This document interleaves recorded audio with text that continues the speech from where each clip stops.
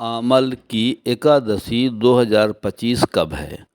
फाल्गुन माह की शुक्ल पक्ष की एकादशी तिथि आरंभ 9 मार्च रविवार प्रातः 7:45 पर है। एकादशी तिथि समाप्त 10 मार्च सोमवार प्रातः 7:44 पर है। उदया तिथि के अनुसार आमल की एकादशी 10 मार्च को रहेगी। आमल की एकादशी व्रत पारण समय। आमल की एकादशी के व्रत के पारण का शुभ मुहूर्त 11 मार्च मंगलवार प्रातः 6:50 से प्रातः 8:13 तक शुभ है। आमल की एकादशी 2025 के शुभ संयोग। इस साल आमल की एकादशी पर 3 शुभ योग बनने वाले हैं। सर्वार्थ सिद्ध योग 6:36 सुबह से लेकर देर रात 12:51 तक रहेगा। शोभन योग प्रातः आरंभ होकर दोपहर 1:57 तक रहेगा। पुष्य नक्षत्र पूरे दिन प्रभावी रहेगा और देर रात 12:51 को समाप्त होगा रात्रि में। आमल की एकादशी 2025 का पूजा शुभ मुहूर्त। ब्रह्म मुहूर्त 4:59 से 5:48। अभिजीत मुहूर्त 12:18 से 12:55 दोपहर को। सर्वार्थ सिद्ध योग सुबह 6:36 से प्रारंभ। इस दिन ब्रह्म मुहूर्त में पूजा करना शुभ माना जाता है क्योंकि इस समय शोभन योग भी रहेगा। आमल की एकादशी व्रत कथा। पौराणिक मान्यता के अनुसार वैदिश नाम का एक नगर था। उस नगर में ब्राह्मण, क्षत्रिय, वैश्य और शूद्र रहते थे। वहाँ रहने वाले सभी नगरवासी विष्णु भक्त थे और वहाँ कोई भी नास्तिक नहीं था। वहाँ के राजा का नाम था चैत्ररथ। राजा चैत्ररथ विद्वान थे और वह बहुत धार्मिक थे। उनके नगर में कोई भी व्यक्ति दरिद्र नहीं था। नगर में रहने वाला हर व्यक्ति एकादशी का व्रत करता था। एक बार फाल्गुन महीने में आमल की एकादशी आई। सभी नगरवासी और राजा ने यह व्रत किया और मंदिर जाकर आंवले की पूजा की और वहीं पर रात्रि जागरण किया। तभी रात के समय वहाँ एक बहेलिया आया जो कि घोर पापी था, लेकिन उसे भूख और प्यास लगी थी। इसलिए मंदिर के कोने में बैठकर जागरण को देखने लगा और विष्णु भगवान व एकादशी महात्म्य की कथा सुनने लगा। इस तरह पूरी रात बीत गई। नगरवासियों के साथ बहेलिये भी पूरी रात जागा रहा। सुबह होने पर सभी नगरवासी अपने घर चले गए। बहेलिये भी घर जाकर भोजन किया, लेकिन कुछ समय के बाद बहेलिये की मौत हो गई। हालांकि उसने आमल की एकादशी व्रत कथा सुनी थी और जागरण भी किया था, इसलिए वह राजा विदुरथ के घर जन्म लिया। राजा ने उसका नाम वसुरथ रखा। बड़ा होकर वह नगर का राजा बना। एक दिन वह शिकार पर निकला, लेकिन बीच में ही मार्ग भूल गया। रास्ता भूल जाने के कारण वह एक पेड़ के नीचे सो गया। थोड़ी देर बाद वहीं म्लेच्छ आ गए और राजा को अकेला देखकर उसे मारने की योजना बनाने लगे। उन्होंने कहा कि इसी राजा के कारण उन्हें देश निकाला दिया गया है, इसलिए इसे हम मार देना चाहते हैं, इसलिए इसे हमें मार देना चाहिए। इस बात से अनजान राजा सोता रहा। म्लेच्छों ने राजा पर हथियार फेंकना शुरू कर दिया, लेकिन उनके शस्त्र राजा पर फूल बनकर गिरने लगे। कुछ देर के बाद सभी म्लेच्छ जमीन पर मृत पड़े थे। वहीं जब राजा की नींद खुली तो उन्होंने देखा कि कुछ लोग जमीन पर मृत पड़े हैं। राजा समझ गया कि वह सभी उसे मारने के लिए आए थे, लेकिन किसी ने उन्हें ही मौत की नींद सुला दिया।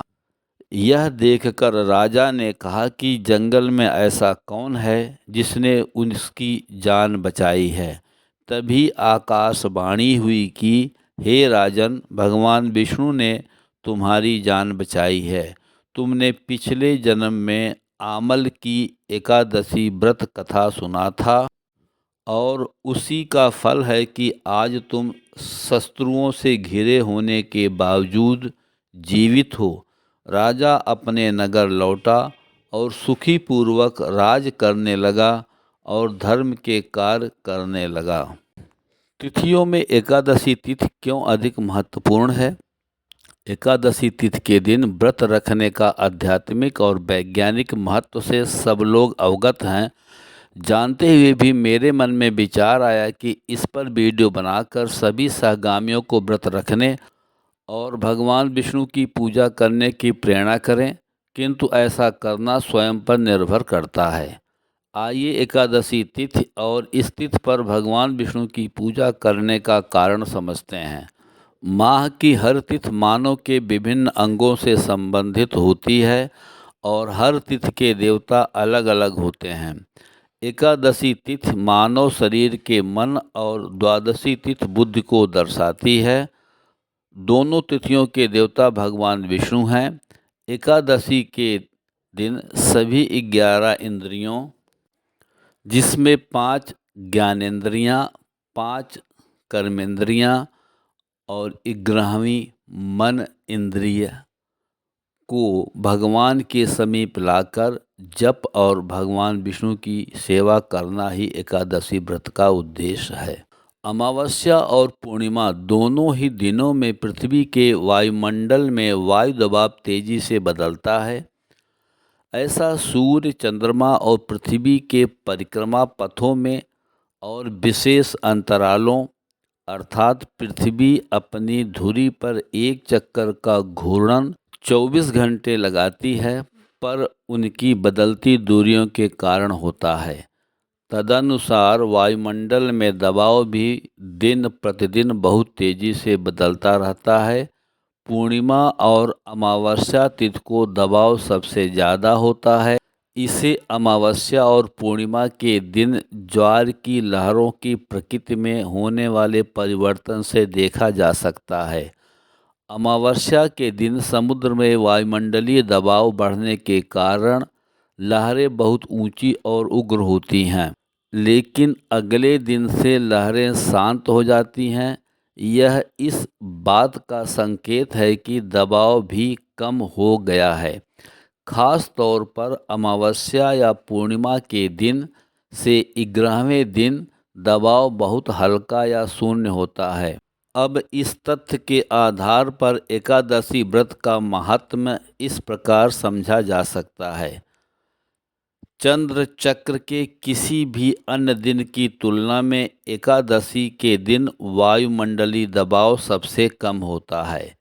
इसलिए यह उपवास करने और अपने शरीर को शुद्ध करने का सबसे अच्छा समय है। इस दिन शरीर को कभी भी दर्द का अनुभव नहीं होता, जबकि हम अपने सिस्टम को साफ करते हैं, जिससे पूरे शरीर की प्रणाली ताज़ा हो जाती है, विशेष रूप से यकृत, पेट और आंत। अगर हम किसी अन्य दिन उपवास करते हैं तो उच्च दबाव तनाव हमारे सिस्टम को नुकसान पहुंचा सकता है। चूँकि अमावस्या या पूर्णिमा के दिन से 12वें दिन, जिसे द्वादशी कहा जाता है, वायुमंडलीय दबाव तेजी से बढ़ता है तथा 2 गुना हो जाता है। इसलिए शरीर में किसी भी जटिलता से बचने के लिए उपवास करने वाले लोगों को अगले दिन सुबह सुबह यथासंभव भोजन ग्रहण करने की सलाह दी जाती है। एकादशी के दिन उपवास करना ध्यान और प्रार्थना पर ध्यान केंद्रित करने के लिए भी बहुत अनुकूल है।